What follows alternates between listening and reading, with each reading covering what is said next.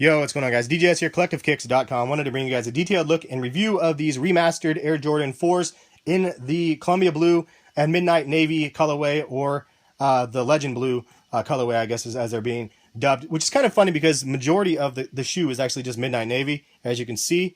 And I don't know. I'll show you guys the box and then we'll get into the full review here. Let's take a look. And you can see Air Jordan 4 Retro LS 190. White, Legend Blue, Midnight Navy. Don't understand that's the naming convention again. These ones were known back in the day as the Columbias, and I'll show you guys from the book. This is from the Soul Collector magazine, and you can see it's issue 22 right there.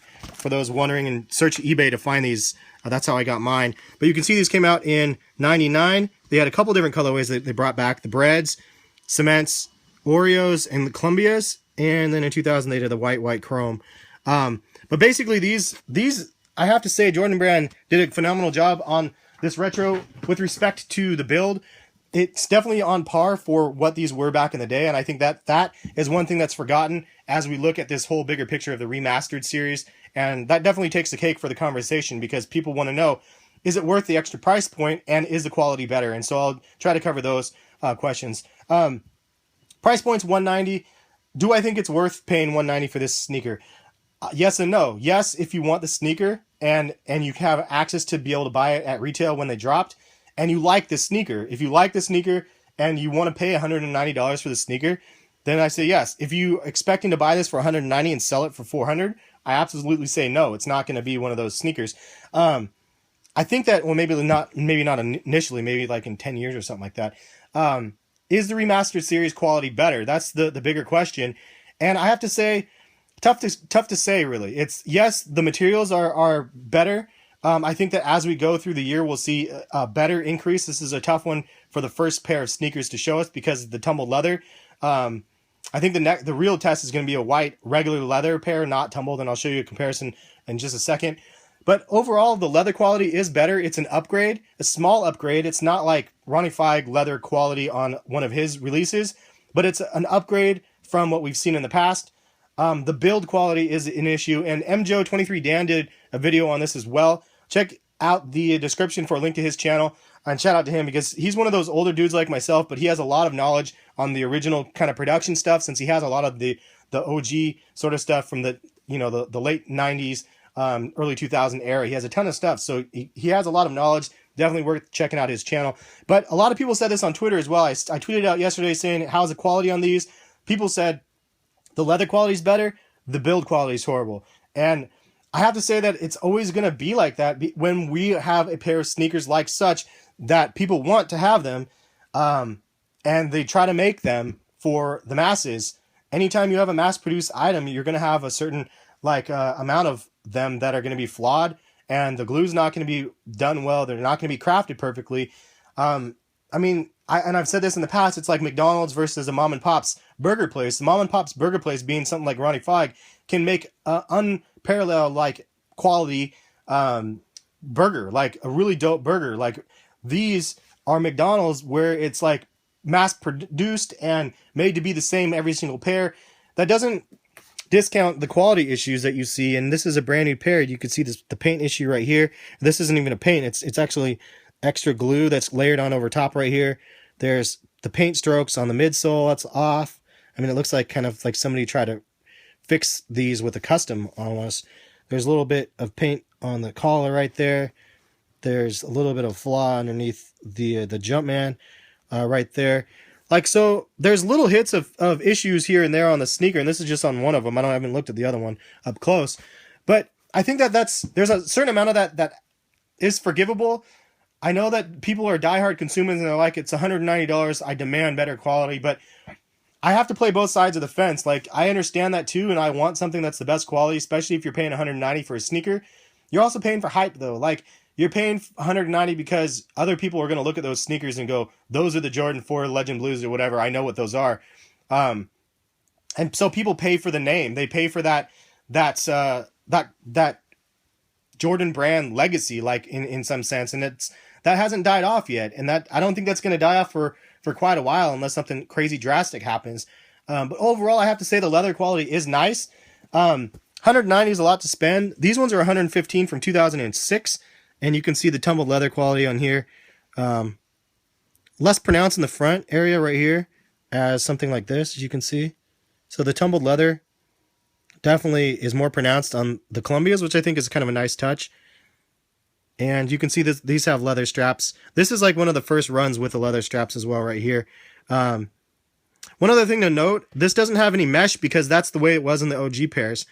Some people are like, oh, they're remastered. They took out the mesh, though. I don't like that. But it's because these are true to the original Columbias, and the original Columbias didn't have the mesh right here, and they actually had the leather on the side. This one has the plastic there. This one has the leather, and this one has the mesh. So they're a little different. And that's the way they were back in the day. And some people didn't like these because they had the leather here and the leather here. And they didn't have that mesh, which this is exactly what like people know the Jordan 4s for, hence the 4Lab 1s. And so the fact that they didn't have that mesh, people were like, I don't know. I was kind of one of those people like, oh, those are whack, because this is like one of the first productions. Actually, if you look, this was one of the first productions of the Jordans. So you have the 4 original colorways up here: Bread, Cement, Military Blue, and the Varsity Reds. And then they retro these 2, and then they're like, what the hell are these things? These are, sorry for the glare, those things are not even true to the original form. So you can understand why people were upset, because they're like, you're introducing 2 new colorways, and by the way, you're not even doing them the same way. They're done differently. So people, including myself, were like, I don't know about that. That's kind of weird. And now it's like, oh, dude, they're bringing them back. Like but then I don't know. I think some of the history is lost as time goes by. But regardless, it's a cool model, and I liked the fact that, I mean, I'm one of those people who's like, yeah, I didn't know back then, but I'm like, yeah, it's kind of cool that they brought these back, and it shows how old I'm getting when like years later, I'm like, yeah, I'll pick them up now. But one thing I said is it's going to be interesting to see is how they improve the leather quality on something like this. With the Fire Red 5s, the leather quality was very, very subpar to a lot of people because it has this really hard, firm leather, and people don't really like that, including myself. I want like a soft, like malleable leather, like something that's like more forgiving, and these are so tough. I don't know. I just don't know how they're going to be able to improve that with a remastered quality. To give you guys a look at the tumbled leather on the Laney 5s, because this is another one where I think it was hit or miss. People didn't really love the quality on these. You can see it was very inconsistent with the tumbling. Like this is super tumbled back here, and then like a little bit faint tumbling like right here. I don't know. And the toe box is like super light tumbled, like versus like this.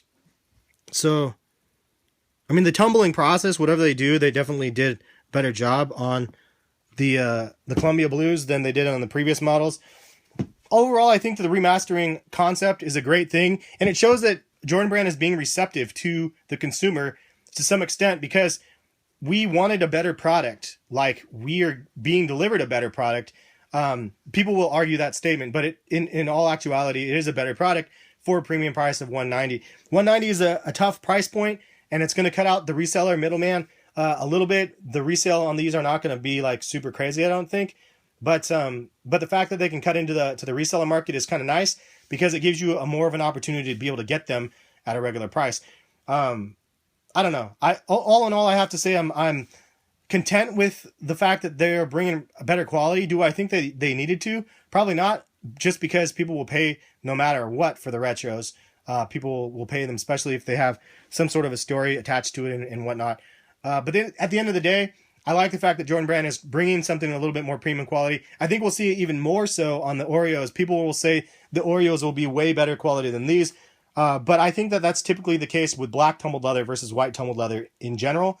And I think that the All-Star sneakers, the Bulls Over Broadway and the Liberty 10s, I think those look amazing. I cannot wait to see those again in person. I had seen those in person a long time ago. But to see those in person, I think that the quality on those are going to be amazing. But all in all, leave a comment. Let me know what you guys thought of these. If you guys picked them up, did you guys have glue problems as well? It sounds like that was the #1 complaint. All in all, though, I have to say I'm content with what they have. It's not a rotting flag like quality sneaker, but at the end of the day, it's still better quality, and that's for a little bit of a premium price. But it's one that I think people are going to be willing to pay. And I think I'll leave it at that. But thank you guys for watching. Hopefully you enjoyed the review. Thumbs up if you guys did. Subscribe if you're new to the channel. And stay tuned in the next couple days. I have some really crazy videos for you guys. An unboxing from Sneaker Street that I cannot wait to show you guys. Also have my weekly recap that I'll be posting later today. So check back if you guys want to listen to me on that. And we'll catch you guys later. Peace.